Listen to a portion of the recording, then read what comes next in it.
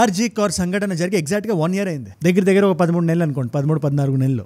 అదే విధంగా అదే స్టేట్ లో ఒక మెడికల్ స్టూడెంట్ ఒక అమ్మాయిని 5 మంది మానభంగం చేసి వెళ్ళిపోతే ఆ స్టేట్ కి సంబంధించిన సీఎం మాట్లాడిన మాటలు ఏవైతే ఉన్నాయో అవి దేశం అంతా వైరల్ అవుతున్నాయి. మమతా బెనర్జీ గారు ఆవిడ్ని అందరూ ఇష్టంగా దీది అని పిలుచుకుంటారు. ఆవిడ పార్టీకి సంబంధించిన వాళ్ళ దీది ఏమన్నారు ఇక్కడ, స్టేట్ లా అండ్ ఆర్డర్ ఏంటి ఇలా అయిపోయింది, యాంటీ విమెన్ ఉంది వెస్ట్ బెంగాల్, ఆడపిల్లలకి ఇలా అవుతుంటే ఏం చేస్తుంది స్టేట్ అని అడిగితే ఇది ప్రైవేట్ కాలేజీలో జరిగింది, మరి ఆ కాలేజీకి బాధ్యత వద్దా అన్నట్టు వాళ్ళు అర్ధరాత్రికి అమ్మాయిలు ఎందుకు బయటకు పంపిస్తున్నారు?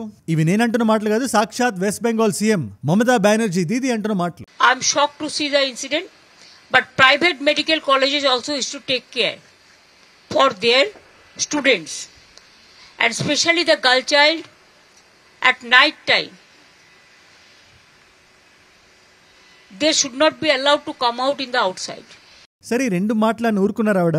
మీ స్టేట్ పరిస్థితి ఏంటి? అమ్మాయి ఒరిస్సా నుంచి వచ్చింది కాబట్టి ఒరిస్సా పరిస్థితి ఏంటి? ఒరిస్సాలో బీచ్ దగ్గర గోపాల్పూర్ బీచ్ లో సంఘటన జరిగిన తర్వాత వాళ్ళు ఇప్పటి వరకు వాళ్ళు ఎవరో పట్టుకోలేదు. మా స్టేట్ లో జరిగితే పోలీసులు మేము పట్టేసుకున్నాం అని చెప్పి అంటున్నారు ఆవిడ. But don't mix up with this affected flood area and all this.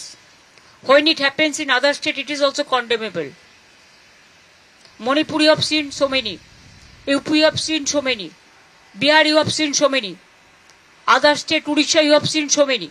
ఈ స్టేట్మెంట్స్ అందరినీ అందరూ స్క్రూటినైజ్ చేసి మీరు విక్టిమ్ బ్లేమింగ్ ఎలా చేస్తారు? మీరు first of all incorrect information ఆవిడ ఇచ్చింది. మానభంగం జరిగింది రాత్రి 8 నుంచి 10 లోపల. 10 లోపల ఒక ఆడపిల్ల బయటకు వస్తే అది తప్పెలా అవుతుంది? 10 పక్కన పెట్టండి, 11కి వస్తే తప్పు అవుతుందా? 12కి వస్తే తప్పు అవుతుందా? 1 గంటకు వస్తే తప్పు అవుతుందా? ఇంకెన్నాళ్ళు మనం ఆడపిల్లల మీద బ్లేమ్ వేసేస్తాం? ఇలా ఒక స్టేట్ సీఎం మాడితే మానభంగం చేద్దామని ఆలోచన ఉంటుంది కదా, వాళ్ళకి బలాన్ని ఇచ్చినట్టే కదా అని నేను చెప్పలేదు. అక్రాస్ ఇండియా మాట్లాడుతున్నారు. కిరణ్ రిజిజు గారు ఆయన ట్వీట్ చేశారు, ఇదే మాట కానీ ఇంకో పార్టీ నుంచి వచ్చిన వ్యక్తి కానీ ఎంపీ కానీ సీఎం కానీ అని ఉంటే ఈ పార్టీకి దేశంలో ఉండే లిబరల్ గ్యాంగ్స్ అందరూ వచ్చి ఆయన మీద పడిపోయేవాళ్ళు కదా, ఒక అల్లకల్లును సృష్టించేవాళ్ళు కదా, వాళ్ళు ఏమయ్యారు అనేది కిరణ్ గారి ప్రశ్న. నేను ఇక్కడ పార్టీ అని మనం చెప్పకూడదు, నేను జస్ట్ ఆవిడ మాట్లాడిన మాటలు మాత్రం బయటకు తీసుకొస్తున్నాను. నేను ఇవాళ భారతదేశంలో ఏ స్టేట్ లో మానభంగాలు జరగట్లేదు మీరే చెప్పండి. ఉత్తరప్రదేశ్ లో జరగట్లేదు, ఒరిస్సాలో జరగట్లేదు, జమ్మూలో జరగట్లేదు, తమిళనాడులో జరగట్లేదు, ఆంధ్రప్రదేశ్ లో జరగట్లేదు, జరుగుతున్నాయి. బట్ దాని మీద స్టేట్ చూపించాల్సిన బాధ్యత ఏంటి? లా అండ్ ఆర్డర్ ఎంత స్ట్రాంగ్ అవ్వాలి, మన ఆడపిల్లలకు మనం ఎంత రక్షణ కలిగించాలి అని ఒక లైన్ ఆఫ్ థాట్ మనకు ఉండాలి. అదే వాళ్ళు చేసే ప్రయత్నం మనం చేద్దాం.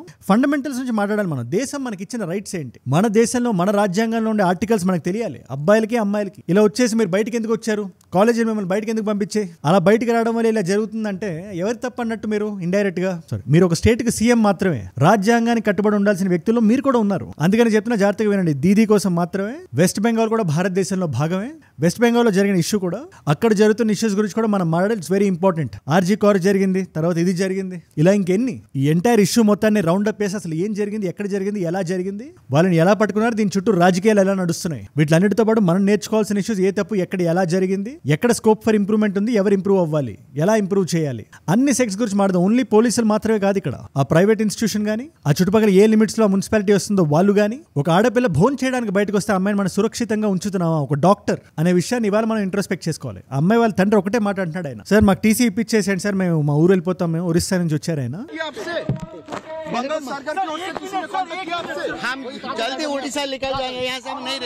He's also said that he finds that his daughter is extremely unsafe and wants to in fact take her back to Odisha.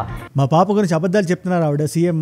అర్ధరాత్రి కాదు కదా అంటున్నారు ఆయన. పాప ఆయనకు కూడా అర్థం కావట్లేదు. అర్ధరాత్రి బయటికి వెళ్ళినా కూడా ఒక స్టేట్ సీఎం మాట్లాడే అధికారం ఆవిడకి లేదు. ఇది కొంచెం సెన్సిటివ్ టాపిక్ అయినా దీని గురించి మనం బాధ్యతగా మాట్లాడాలి. ఎవరైతే మీ పనులు ఫినిష్ చేసుకుని వెనక్కి వచ్చారో మీతో మాట్లాడుతున్నాను నేను. నాకంటూ ఒక టైం కేటాయిస్తున్నారు కదా, మన ప్రపంచంలో ఏది ఎక్కడ ఎలా జరిగినా కూడా తెలుసుకుందాం అని చెప్పి. నేను ఏదైనా మాట్లాడే ముందు 1-10 సార్లు ఆలోచిస్తారంటే అది మీకోసమే, మీకు రైట్ ఇన్ఫర్మేషన్ ఇవ్వాలని. అండ్ ఈ టాపిక్ గురించి కూడా ఎటువంటి ఇన్ఫర్మేషన్ వచ్చినా కూడా దాని మీద నా వీడియో ఖచ్చితంగా ఉంటుంది. మన లైఫ్ ని ఎఫెక్ట్ చేసే ఏ ఇష్యూ నేను వదలను. ఆ వీడియోస్ నేను పెట్టగానే మీ మొబైల్ ఫోన్స్ లో టక్ అని వచ్చేయాలంటే మీరు చేయాల్సిన పని కింద కనబడే సబ్స్క్రైబ్ బటన్ నొక్కి పెట్టేసుకోవడం. Done be a part of the community. ఈ ఇన్సిడెంట్ గురించి, ఈ క్రైమ్ గురించి మనకి ఏమాత్రం నాలెడ్జ్ రావాలన్నా అసలు ఇది ఎక్కడ జరిగింది, ఎలా జరిగింది మనం తెలుసుకోవాలి. వెస్ట్ బెంగాల్ లో దుర్గాపూర్ అనే ఊరు ఉంది, జార్ఖండ్ బార్డర్ దగ్గరలో ఉంటుంది. అది అక్కడికి ఒరిస్సా నుంచి ఒక అమ్మాయి చదువుకుంటుంది ప్రస్తుతానికి. ఇది ఫ్రైడే నైట్ October 10th ఒక అబ్బాయితో కలిసి, అగైన్ ఇక్కడ కూడా ఎటువంటి జడ్జ్మెంట్ ఉండకూడదు. చాలా మంది అబ్బాయితో బయటకు ఆ టైంలోకి ఎందుకు వెళ్తే ఎవరికి చెప్పాలి, అది నాకు అర్థం కావట్లేదు. ఎవరికి చెప్పాలి? ఇక్కడ లీగాలిటీకి మొరాలిటీకి ఒక థిన్ లైన్ ఉంటుంది. ఒక ఆడపిల్లకి రక్షణ కలిగించడం అనేది ఒక స్టేట్ గవర్నమెంట్ రెస్పాన్సిబిలిటీ, అది private institution responsibility, municipality responsibility, ప్రతి ఒక్కరి రెస్పాన్సిబిలిటీ. ఒక అబ్బాయితో బయటకు వచ్చిన విషయం వల్ల అమ్మాయికి రక్షణ ఇవ్వాల్సిన అవసరం లేదనుకుంటే ఎలా? అది ఒక అబ్బాయితో బయటకు వచ్చింది, అబ్బాయి తన బాయ్ ఫ్రెండ్ కాదని చెప్పి వాళ్ళ తండ్రి గారు కూడా కన్ఫర్మ్ చేశారు. ఆ అబ్బాయి ఒక మేల్ ఫ్రెండ్ అక్కడ కాలేజ్ చుట్టుపక్కల ఒక ధాబా దగ్గర తినడానికి వచ్చి డిన్నర్ చేసేసి 7ంటికి అలా బయటకు వచ్చారు. 8 నుంచి 8:30 టైంలో వెనక్కి వెళ్ళడం మొదలు పెట్టారు. ఇక్కడ different reports, different conflicting opinions ఉన్నాయి. కొన్ని రిపోర్ట్స్ ఏం రాస్తున్నాయంటే జరిగిందంటే వీళ్ళు వచ్చేటప్పుడే వెనకాతలో ఒక 3-4 వ్యక్తులు ఫాలో అవడం వాళ్ళు గమనించారు. ఆ అమ్మాయి అబ్బాయితో చెప్పింది, అబ్బాయి నేను చూసుకుంటా అని చెప్పాడు. అందులో ఒక వ్యక్తి ఎవరైతే ఆ 3లో ఒక వ్యక్తి ఉన్నాడో చాలా పెద్ద ఆయనలో ఉన్నాడు, గెడ్డ వేసుకొని ఉన్నాడు. అమ్మాయికి ముందే భయం వేసిందని చెప్పి కొన్ని రిపోర్ట్స్ రాస్తుంటే ఇలా వెనక్కి వెళ్తున్నప్పుడు ఒక 3 ఫాలో అవుతున్నారు. వీళ్ళు తొందరగా నడుస్తుంటే వాళ్ళు కూడా తొందరగా వస్తున్నారు. ఎక్కడైతే కాలేజ్ గేట్ దగ్గర ఒక 1 కిలోమీటర్ దూరంలో ఏదైతే ఉందో ఒక ఫారెస్ట్ ఏరియా ఉంటుంది. అక్కడ చుట్టుపక్కల ఎక్కడ హెడ్ లైట్లు ఏం లేవు, మొత్తం చీకటి, చీకటి. అక్కడ ఈ మేల్ ఫ్రెండ్ ఎవరైతే ఉన్నారో ఆయన భయపడి పారిపోయాడు. ఈ అమ్మాయి కూడా అతనితో పారిపోతుంది. ఈ ఫారెస్ట్ లో ఈ అమ్మాయిని వీళ్ళు వెంటబడి పట్టుకొని అత్యాచారం చేశారు అని కొన్ని రిపోర్ట్స్ చెప్తున్నాయి. లేదు, ఇంకొన్ని రిపోర్ట్స్ ఏం చెప్తున్నాయంటే వీళ్ళు వెనక్కి వెళ్ళేటప్పుడు అబ్బాయి నాకు అర్జెంట్గా ఇంపార్టెంట్ పని ఒకటి వచ్చిందని వెళ్ళిపోయాడు, అమ్మాయి ఒంటరిగా మిగిలింది. అప్పుడు ఒక 3 చూసి ఎవరికైతే ప్రయర్ క్రిమినల్ రికార్డు ఉందో ఆ అమ్మాయి నా ఫారెస్ట్ ఏరియాలోకి పట్టుకెళ్ళి ఒకరి తర్వాత ఒకరు మానభంగం చేశారు, ఆ అమ్మాయి దగ్గర ఉండే ఫోన్, డబ్బులు ఇవన్నీ తీసేసుకొని పారిపోయారు అని ఇంకొక రిపోర్ట్ చెప్తుంది. ఇందులో ఏది నిజం మనకి సమాధానం చెప్తుంది వన్స్ అది కోర్టులోకి వెళ్ళిన తర్వాత. బట్ ఆ అమ్మాయి అక్కడే ఉన్నింది. ఆ రాత్రంతా సౌండ్స్ చేయడానికి ప్రయత్నించింది, పిలవడానికి ప్రయత్నించింది. అర్ధరాత్రి తెల్లవారుజామున ఎవరో చూసి ఆ అమ్మాయిని రక్షించి అమ్మాయి హాస్టల్ కి పట్టుకెళ్లారు. తర్వాత అమ్మాయిని వెంటనే పక్కనే ఉన్న ప్రైవేట్ హాస్పిటల్ కి షిఫ్ట్ చేశారు. దాని తర్వాత ఈ సబ్ డివిజనల్ హాస్పిటల్ ఏదైతే ఉంటుందో అక్కడ షిఫ్ట్ అయింది అమ్మాయి. ప్రస్తుతానికి ట్రీట్మెంట్ నడుస్తుంది. నెక్స్ట్ డే మార్నింగ్ వెళ్ళి ఎఫ్ఐఆర్ ఒకటి రిజిస్టర్ అయింది. ఇన్ఫాక్ట్ ఈ అబ్బాయి ఎవరైతే ఉన్నారో ఈ మేల్ ఫ్రెండ్, ఆ అబ్బాయి మీద కూడా ప్రస్తుతానికి పోలీసుల నిఘా ఉంది. ఆ అబ్బాయిని తీసుకొచ్చారు, క్వశ్చనింగ్ చేస్తున్నారు. అబ్బాయి ఫోన్ డేటా గానీ, డీటెయిల్స్ గానీ, వాట్సాప్ చాట్స్ గానీ everything is under the scanner right now. ప్రస్తుతానికి నిజం మనకు బయటికి తెలియదు కాబట్టి అబ్బాయి మీద ఎటువంటి కామెంట్ చేయట్లేదు. పర్సనల్ గా నేను ఫీల్ అయ్యేది ఏంటంటే ఒక ఆడపిల్ల మన దగ్గర ఉన్నప్పుడు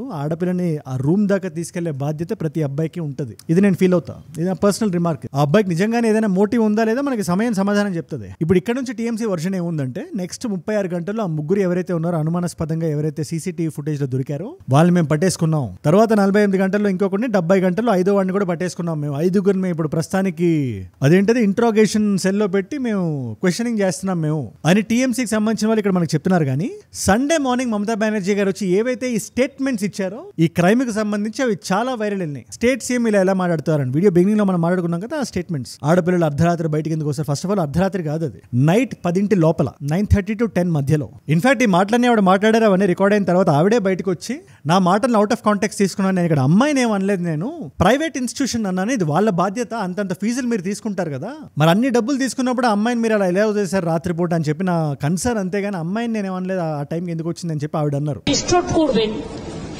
আমি ভাত খাই সেটা না বলে আমি ভাত বলে দিচ্ছেন, এইসব রাজনীতি আমার সাথে করার চেষ্টা করবেন না.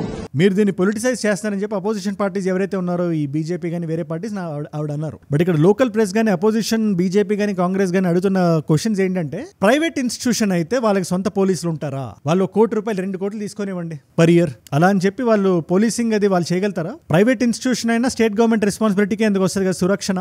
మీరు ఓన్ అప్ చేసుకోవడానికి ఎందుకు మీరు అంత భయపడుతున్నారని చెప్పి అవతల క్వశ్చన్ చేస్తున్నారు. ఇప్పుడు దీనికి ఇవిడ ఏం సమాధానం చెప్తుందో మనం చూడాలి. నేషనల్ కమిషన్ ఫర్ విమెన్ అని చెప్పి దీన్ని సువోమోటో కాగ్నిసెన్స్ కింద తీసుకొని, ఎందుకంటే వెస్ట్ బెంగాల్లో ఇలాంటి ఇష్యూస్, ఇలాంటి క్రైమ్స్ అనేవి గత కొన్ని సంవత్సరాలుగా చాలా బలంగా జరుగుతున్నాయి. అసలు ఆడపిల్లలకి స్టేట్ సేఫ్ అయిన రేంజ్ లో జరిగేసరికి 5 రోజుల్లో మాకు సమాధానం కావాలి. పోలీసులు ఏం ఇన్వెస్టిగేట్ చేస్తున్నారో, ఎవరిది తప్పు, కరెక్ట్ గా ఏం జరిగింది, ఏ ల్యాబ్స్ వల్ల ఇది జరిగింది అని. ఎందుకంటే చాలా మంది అనే పాయింట్ ఏంటంటే ఇక్కడ 3 తప్పులు ఉంది. ప్రైమరీగా స్టేట్ గవర్నమెంట్ రెస్పాన్సిబిలిటీ. ఆ ఏరియాలో పోలీసులు ఎందుకు లేరు, పెట్రోలింగ్ ఎందుకు జరగట్లేదు?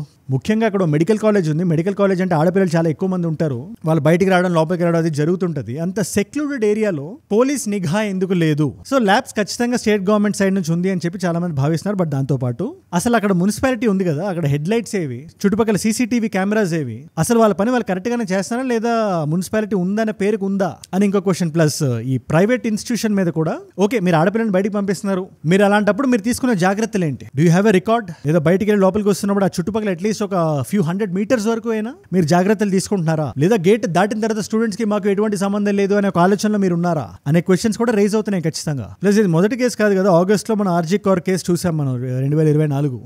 తర్వాత బెంగాల్ యూట్యూబర్ కేసు ఒకటి చూసాం మనం, హన్స్కలి మానభంగం ఒకటి, బీర్భం మానభంగం, ఇలా సిరీస్ లో జరుగుతున్నాయి. ప్లస్ ఈ పర్టికులర్ కేసులో స్విఫ్ట్ జస్టిస్ జరిగింది. అది నేను డిస్కౌంట్ ఇవ్వట్లేదు, ఖచ్చితంగా 5గురిని పట్టేసుకున్నారు, ప్రస్తుతానికి క్వశ్చనింగ్ జరుగుతుంది. కానీ అది జరగకుండా ఉండడానికి ఏం చేసి ఉండాలి స్టేట్ అనే విషయం మీద నేను మాట్లాడుతున్నాను. అది వెస్ట్ బెంగాల్ మాత్రమే కాదు, మన దేశంలో ఏ స్టేట్ లో ఇలాంటి మానభంగాలు జరిగినా కూడా మనం క్వశ్చన్ చేయాలి ఆ స్టేట్ ని. అది టీఎంసీ రూల్ చేస్తున్న స్టేట్, బీజేపీ రూల్ చేస్తున్న స్టేట్ అని కాదు. ప్రస్తుతానికి ఉత్తరప్రదేశ్ లో జరుగుతున్న అన్యాయాలకు మీరు ఎందుకు క్వశ్చన్ రైజ్ చేయట్లేదు అని చెప్పి బీజేపీ అఫీషియల్స్ ని టీఎంసీ వాళ్ళు అడుగుతున్నారు. అది కూడా అడగాలి, దానికి కూడా సమాధానం చెప్పాలి. అటు సైడ్ ఉత్తరప్రదేశ్లో ఎవరైతే ఉన్నారో వాళ్ళు. బట్ ప్రసంగి ఇక్కడ కేస్ ఇన్ పాయింట్ ఏంటి, వాట్ అబౌటిజం కాదు కదా, మీ ప్రశ్నలకు మీరే సమాధానం చెప్పాలి. నెక్స్ట్ టైం ఇలా జరగకుండా ముఖ్యంగా ఆడపిల్లలకి ఎవరైతే మెడికల్ చదువుదాని వస్తున్నారో ఈ స్టేట్కి, ఇది కూడా మన స్టేటే కాబట్టి మన భారతదేశమే కాబట్టి మనం ప్రశ్నించాలి. దానికి ఎక్కడెక్కడైతే మన సిస్టమ్ ఇంకా బెటర్ చేయాలి, ఇంకా అలర్ట్ చేయాలి, మనం చేయగలగాలి. ఫర్ ఎగ్జాంపుల్ కాలేజ్ 1 కిలోమీటర్ అవతల అటవీ ప్రాంతంలో ఇలాంటి ఒక ఇన్సిడెంట్ జరిగింది, ఒక ఆడపిల్ల పడిపోయి ఉంది. ఎన్ని గంటల తర్వాత కాలేజ్కి తెలిసింది? ఒక అలర్ట్ సిస్టమ్ ఎందుకు లేదు? మున్సిపాలిటీకి మనం అడగాల్సిన క్వశ్చన్స్, ఈ జెండర్ సేఫ్టీ నార్మ్స్ ఎందుకు లేవు? స్ట్రీట్ లైట్లు ఎందుకు లేవు? ముఖ్యంగా స్టూడెంట్ జోన్స్ ఇవి అయినప్పుడు ఒక కాలేజ్ పక్కన అటవీ ప్రాంతం ఉంటే మీరు అర్బన్ ప్లానింగ్ మీరు ఎలా చేసినట్టు? ఒకవేళ నిజంగా అలా ఉన్నా కూడా ఫెన్సింగ్ ఏది, పోలీస్ బీట్ పోస్ట్ లేవి, లైటింగ్ ఏది? ఇవి ఒక సగటు వ్యక్తికి లోపల వచ్చే క్వశ్చన్స్ ఇవే కదా, రెగ్యులర్ క్వశ్చన్స్ ఇవే కదా.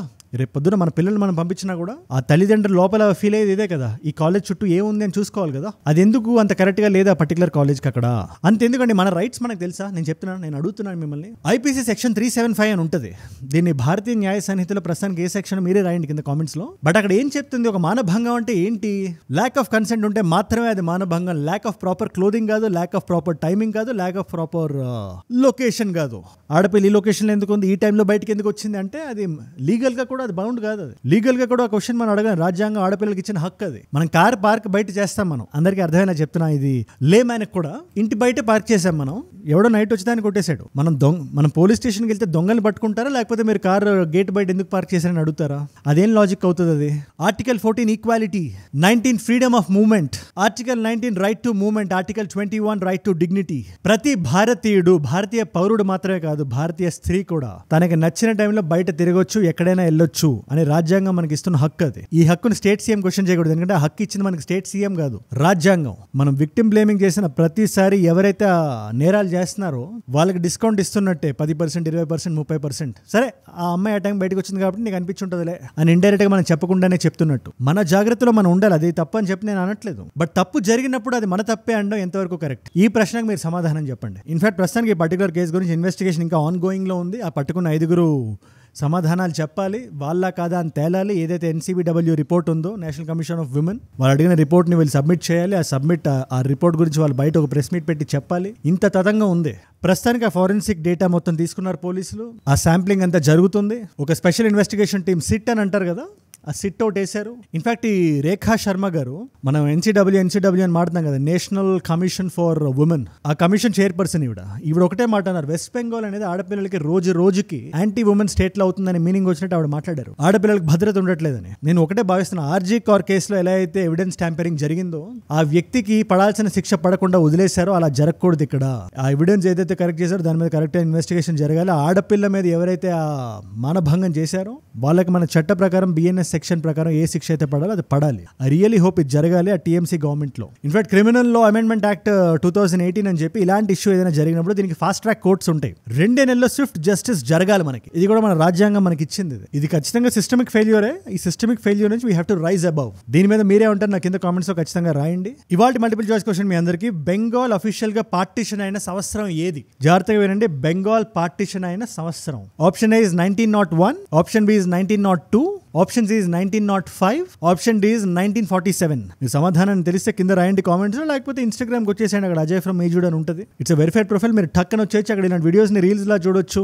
ఈ క్వశ్చన్స్ ఆన్సర్స్ కానీ లేటెస్ట్ న్యూస్ స్టోరీస్ లో కానీ చూసేయచ్చు. ఒకవేళ అక్కడ లేకపోయినా కూడా ఏజూడ్ రీల్స్ అని మన టీం నడుపుతున్న పేజ్ అక్కడ పెట్టేమంట ఖచ్చితంగా. అండ్ బై ద వే, ఏజూడ్ గ్లోబల్ మీ నాన్ తెలుగు ఫ్రెండ్స్ కి నా కైండ్ ఆఫ్ వీడియోస్ మీరు షేర్ చేయాలి అనుకుంటే ఆ ఛానల్ ఖచ్చితంగా ఫాలో అవ్వండి. అండ్ మీరు ఇక్కడ దాకా నా వీడియోలో వచ్చారంటే నా వీడియోస్ మిమ్మల్ని ఆకట్టుకుంటున్నాయి, ఒక వాల్యూ పొందుతున్నారు. Thank you so much for that. మీరు ఇస్తున్న ఈ వాచ్ టైం, మీ రిటెన్షన్ ఏదైతే ఉందో, ప్రాణం పెట్టి నన్ను రోజు పనిచేయడానికి, రోజు నిర్భయంగా నిర్మోహమాటంగా ఈ వీడియోస్ మీ ముందు పెట్టడానికి నన్ను ప్రేరేపిస్తుంది, ప్రోత్సహిస్తుంది. దానికి మీరే నా ప్రేరణ. You are my inspiration. మీరు ఇలా రోజు చూడడం వల్ల ఎంత మంది కొత్త వాళ్ళకి రీచ్ అవుతుందో తెలుసా?